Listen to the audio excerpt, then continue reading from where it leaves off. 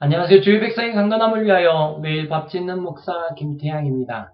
오늘의 말씀 에스겔 47장 13절에서 48장 35절까지의 말씀입니다. 에스겔의 마지막 시간입니다. 한 번도 실망시킨 일이 없으신 주님의 말씀입니다. 성경을 먼저 펼치십시오. 그리고 3번 꼭 먼저 읽어주십시오. 여러분 이 찬양을 아십니까? 하나님 한 번도 나를 실망시킨 적 없으시고 언제나 공평과 은혜로 나를 지키셨네. 정말 멋진 찬양 아닙니까? 좋은 찬양입니다. 고통의 터널을 지나고 있을 때는 정말 힘든 고백입니다. 이스라엘의 상황이 그러했습니다. 40장부터 하나님은 에스겔에게 회복된 이스라엘의 선업을 보이십니다. 그것이 오늘 본문 48장까지 쭉 이어져 결국 에스겔서가 마쳐집니다. 그러나 이때가 언제인지 아십니까? 에스겔 40장 1절입니다. 우리가 사로잡힌 지 25째, 성이 함락된 후 14째 해, 첫째 달 10째 날에 여호와의 권능이 내게 임하여 나를 데리고 이스라엘 땅으로 가시되 BC 597년에 에스겔이 바벨론의 포로로 끌려갑니다. 그리고 BC 586년에 예루살렘 성이 함락되어집니다. 이스라엘이 멸망합니다. 사람의 눈으로는 하나님의 나라가 무너진 것입니다. 그리고 그로부터 25년, 14년이 지난 다음입니다. BC 537년에 예루살렘으로 첫 번째 귀환이 시작되니 에스겔이 이 성전의 완성을 본 것은 아직 귀환의 때를 많이 두고 있는 때였습니다. 회복의 기미가 보이지 않는 때였습니다. 캄캄한 때였습니다. 하나님 한 번도 나를 실망시키신 일이 없다라고 누군가 찬양하면 주먹으로 갈기고 싶은 그런 때였을 것이라 생각합니다. 그러나 그때에도 하나님은 에스겔에게 제2의 출애굽을 준비하고 계신다라는 말씀을 하고 계시는 것이 바로 우리가 오늘 읽은 본문입니다. 본문을 잘 읽어보면 애굽을 빠져나와 하나님의 약속의 땅에 정착하는 그때를 회상하게 하는 말을 쓴을 볼 수 있습니다. 14절입니다. 내가 옛적에 내 손을 들어 맹세하여 그 땅을 공평하게 나누어 기업을 삼으라. 이 땅이 너희의 기업이 되리라. 애굽을 빠져나와 광야를 지나 광야의 시간이 맞춰지는 그때 하나님이 이스라엘에게 들려주신 말씀, 그 약속 아닙니까? 하나님의 약속을 섬세하게 기억하십니다. 13절입니다. 주 여호와께서 이같이 말씀하셨느니라. 너희는 이 경계대로 이스라엘 12지파에게 이 땅을 나누어 기업이 되게 하되 요셉에게는 두 몫입니다. 요셉에게는 두 몫이니라. 왜 두 몫입니까? 약속이기 때문입니다. 하나님이 이스라엘과 약속했기 때문입니다.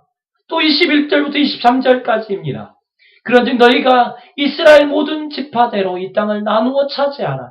너희는 이 땅을 나누되 제비 뽑아 너희와 너희 가운데 머물러 사는 타국인 곧 너희 가운데 자녀를 낳은 자의 기업이 되게 할지라.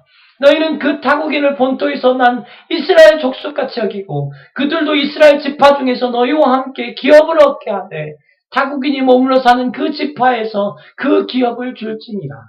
누구에 대한 이야기입니까?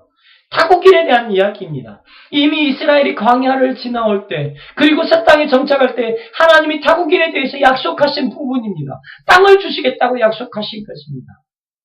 무슨 말씀입니까?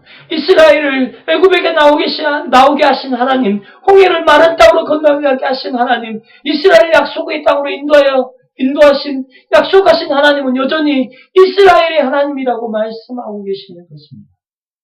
이 약속을 상기시키며 이스라엘의 귀환과 회복에 대해서 말씀하고 계시는 것입니다. 이것뿐입니까?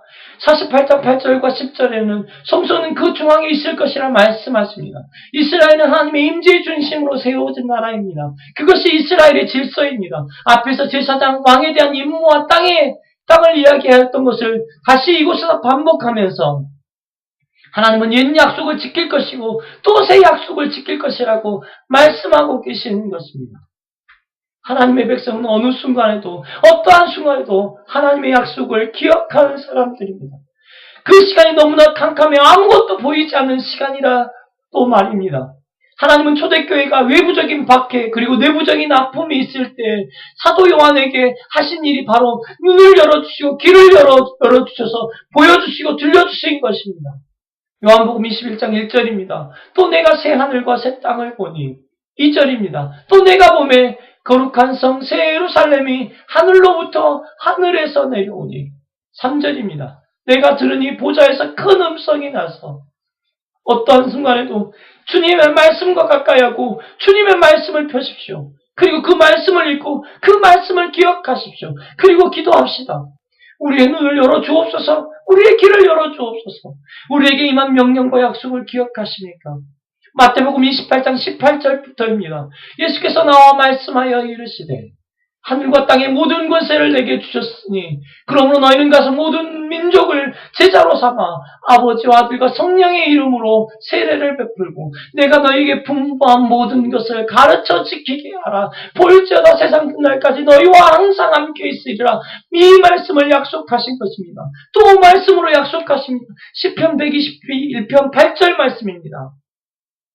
여호와께서 너의 출입을 지금부터 영원까지 지키시거다. 에스겔의 마지막은 출입하는 문에 대한 이야기입니다. 사방에 세 개의 문을 두고 12지파의 이름을 붙입니다. 그러나 그 이름은 이스라엘을 지킬 힘이 없습니다. 12지파의 이름은 이스라엘을 지킬 힘이 없는 것입니다.